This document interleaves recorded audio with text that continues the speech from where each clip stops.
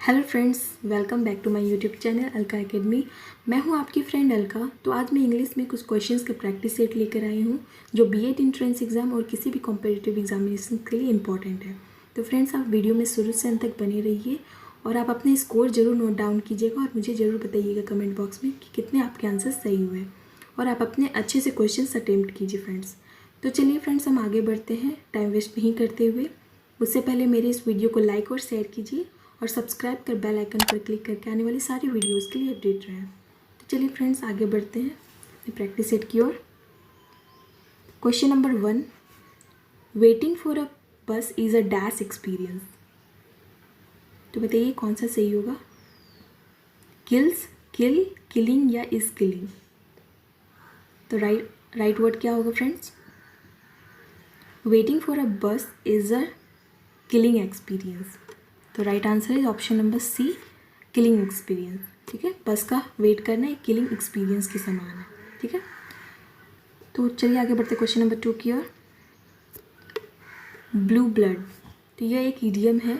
इसका मीनिंग क्या होगा friends? Option A belonging to low class society, option B give complain in written, option C member of high class society and option D complain give verbally. तो blue blood मतलब क्या होता है, का meaning क्या होगा फ्रेंड्स? तो right answer option number C, member of high class society. तो blue blood means member of high class society. Okay, question number 3। So question number 3, when the principal entered the class a student dash on the black board. तो बताइए इसमें कौन सा right word होगा? Wrote, was writing, writes या is writing? तो कौन सा वर्ड सही होगा फ्रेंड्स? तो यहाँ पे पास्ट टेंस का बताया जा रहा है कि when the principal entered the class, जब प्रिंसिपल एंटर किए तो स्टूडेंट वॉज राइटिंग, वो पास्ट टेंस की बात कर रहे हैं। That was writing on the black board, student लिखने लगे थे, लिख रहे थे। ओके, चलिए क्वेश्चन नंबर 4 की ओर बढ़ेंगे। C dash TV when her husband cam.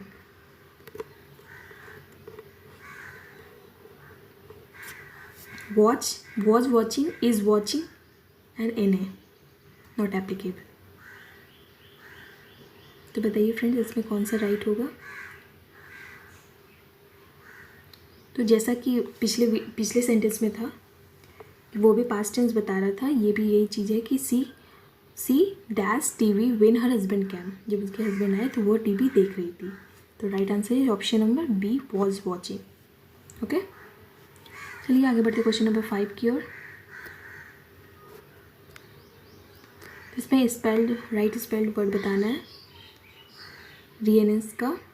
तो सही कौन सा होगा? ए, बी, सी, टी? बताइए फ्रेंड्स।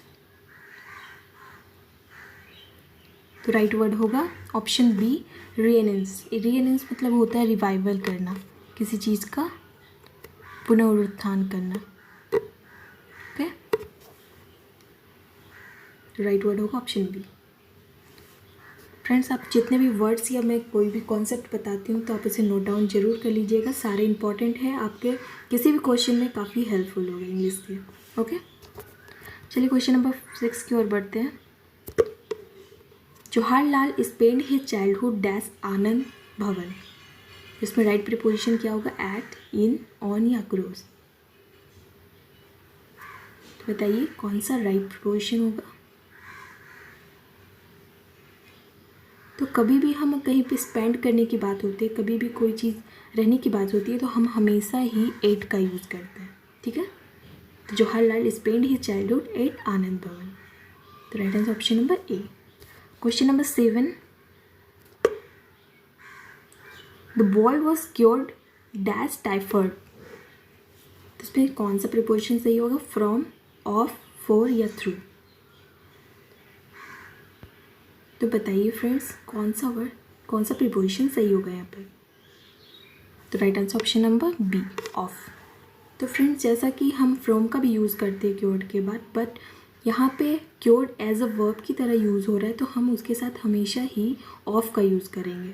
और अगर क्योर यहाँ पे नाउन की तरह यूज़ होता तो हम उसका फ्रॉम की तरह यूज़ करते। ठीक है, इस चीज़ को आप नोट डाउन कर लीजिए कि कभी भी ये क्योर अगर वर्ब की तरह यूज़ हो रहा है तो उसके साथ हम ऑफ का यूज़ करेंगे, और अगर क्योर एज अ नाउन की तरह यूज़ हो रहा है तो उसके साथ हमेशा ही हम फ्रॉम का यूज़ करेंगे। ओके, तो चलिए फ्रेंड्स आगे बढ़ते हैं। आप इसे नोट डाउन जरूर कर लीजिएगा। क्वेश्चन नंबर 8 की ओर। Question number 8, Sukanta got dash as an officer in the State Bank of India. Appoint, appointed, appoints या अपॉइंटी, इसमें राइट कौन सा होगा? उसे अपॉइंट किया गया तो इसमें Sukanta got appointed. Option B is the right answer. Sukanta got appointment as an officer in the State Bank of India. ठीक है फ्रेंड्स, चलिए क्वेश्चन नंबर 9 की ओर बढ़ते हैं। तो fill in the blanks with correct preposition, यहाँ प्रिपोजिशन का बताना है। So question number 1, life is not a bed roses dash roses, तो कौन सा प्रिपोजिशन ये होगा? विथ, ऑफ, फॉर या ऑफ। तो फ्रेंड्स बेड ऑफ रोजेज आपको पता होना चाहिए, ये तो सही होगा। बेड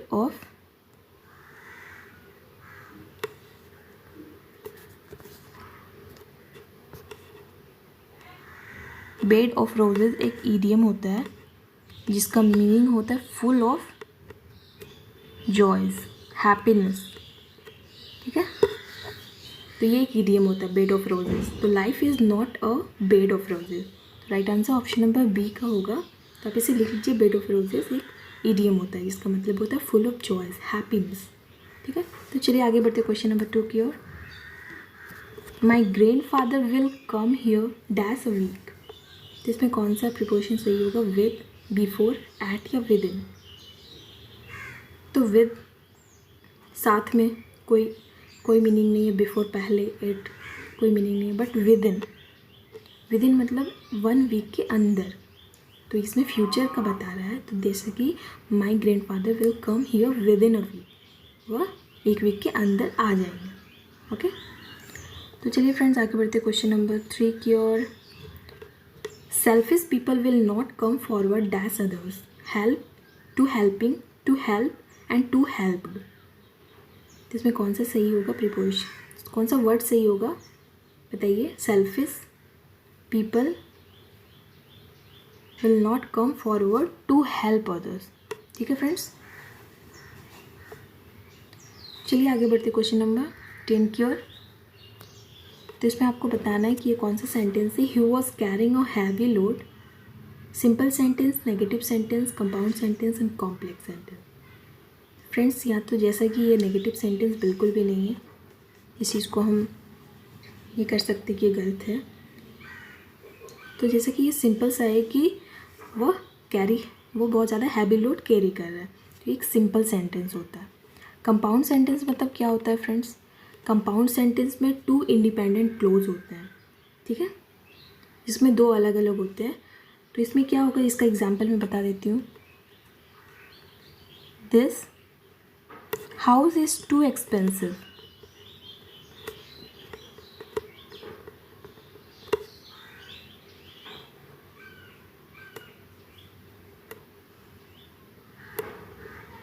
ठीक है, और then and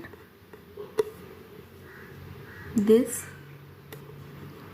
house is too small, तो ये 2 वर्ड है, 2 इंडिपेंडेंस क्लोज है। This house is too expensive and this house is too small, that was compound interest. तो 2 अलग अलग मिले रहते हैं, 2 इंडिपेंडेंट क्लोज होते हैं।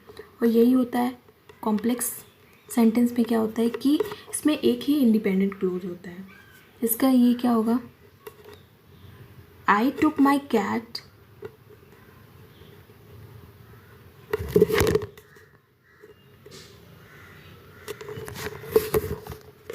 to the vet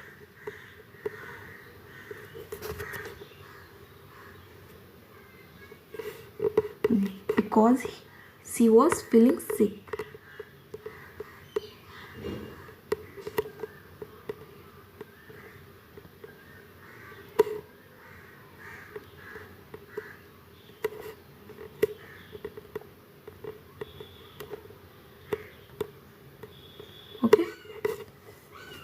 ये कॉम्प्लेक्स सेंटेंस का एग्जाम्पल है। I took my cat to the vet, मैंने वेट से अपने कैट को लिया है because she was feeling sick, वो सिक फीलिंग कर रही थी।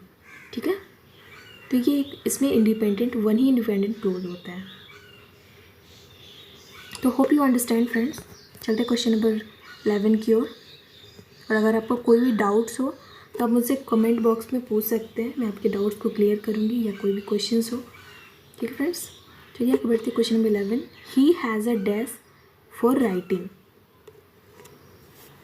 Flare, flairs, flair and fair. तो he has a desk for writing, that was right answer option number C, flair. Flair मतलब होता है नेचुरल, स्वभाव। राइट आंसर क्या होगा? He has a flair for writing, उसका राइटिंग स्वभाव से ही बहुत सुंदर, नेचुरल है। ठीक है, चलिए आगे बढ़ते हैं क्वेश्चन नंबर 12 की ओर। He hopes to join dash university soon.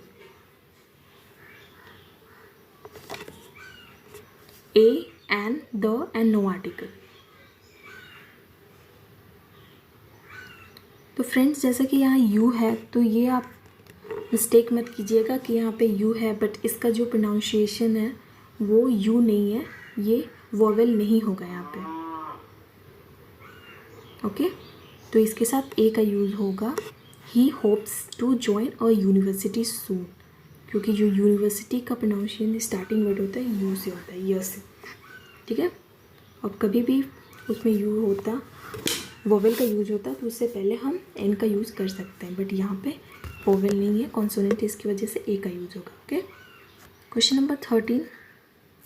Select the perfect suffix beauty. तो प्रोफेक्ट सफिक्स क्या होगा ब्यूटी का? Option A, option B, option C, option D. तो राइट आंसर होगा ब्यूटीफाई। ब्यूटीफाई मतलब किसी को सुंदर बनाना और भी ज़्यादा, ठीक है, सौंदर्य करना। Question number 14। Select the odd one out. Option A hardware, option B keyboard, option C ink and option D monitor. तो होप्स तो फ्रेंड्स आप ये समझ ही गए होंगे कि यहाँ पे A B C, A B D, hardware, keyboard और मॉनिटर, ये सारे कंप्यूटर के पार्ट्स हैं, और यहाँ पे जो है इंक ही ऑड वन है। ठीक है, चलिए फ्रेंड्स आगे बढ़ते क्वेश्चन नंबर 15 की ओर। तो Rama is always logical in his thinking, find antonym of logical. तो लॉजिकल का एंटोनिम बताना है आपको, अपोजिट बताना है। Option A correct, option B rational, option C irrational and option D illogical. तो इसका एंटोनिम होगा इलॉजिकल। तो लॉजिकल का antonym illogical. Question number 16। They will demolish the entire block, change the voice. तो इसमें वॉइस में चेंज करना है। Option A, the entire block is being demolished, the block may be demolished entirely, the entirely block will have to be demolished by them and the entire block will be demolished। बताइए friends कौन सा सही होगा? They will demolish the entire block, तो the entire block will be demolished. ठीक है, तो right answer option number D. Question number 17। Ram said to me I am going to Jaipur. तो change the mode of narration, इसको narration में change करना है। Option A, Ram told me that he was going to Jaipur, Ram told me that I was going to Jaipur, Ram told me that he is going to Jaipur and Ram told me that he were going to Jaipur. तो बता रहे इसे narration में बताना है। तो right answer option number A, Ram told me that he was going to Jaipur. तो राम बता रहा है कि वह जयपुर जा रहा है। ठीक है, चलिए फ्रेंड्स आगे बढ़ते हैं। सॉरी, ये ऑप्शन सी होगा, he is going to Jaipur. Okay, क्योंकि प्रेजेंट टेंस में है, दैट्स व्हाट। तो चलिए आगे बढ़ते हैं क्वेश्चन नंबर 18 की ओर। Last question, correct the sentence grammatically. तो ये एक तरफ से एरर है, तो इसमें बताना है कि कौन से ये में एरर है, कौन से वर्ड में एरर है। She went to gym despite of her illness. To, despite, of या नन ऑफ द अबव। तो फ्रेंड्स कभी भी डेस्पाइट के बाद हम ऑफ का यूज़ नहीं करते हैं। इन स्पाइट के बाद हम यूज़ करते हैं, इन स्पाइट के बाद हम ऑफ का यूज़ करते हैं, बट डेस्पाइट के बाद